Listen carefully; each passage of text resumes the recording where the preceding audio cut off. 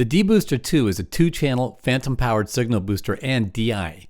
It was designed primarily to boost low-output dynamic and ribbon microphones, and it doubles as a DI for high-impedance sources like electric guitar or bass.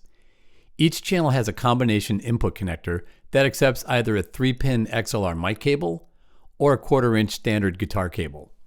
When using the dBooster2 as a DI box, use a standard 1/4-inch guitar cable to plug in your guitar, bass, or other high-impedance source.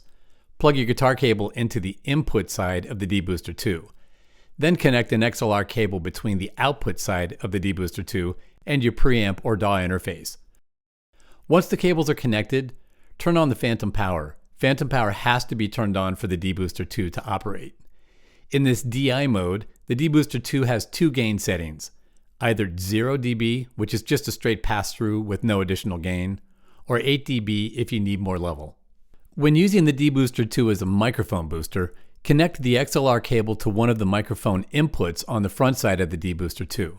Then connect the corresponding dBooster2 output on the back side of the dBooster2 to your preamp or DAW interface. Once your cables are connected, turn on your preamp or DAW's phantom power, which is what powers the dBooster2.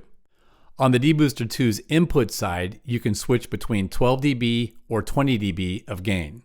Push the button in for 12 dB, and if you need more level, push the button out for 20 dB.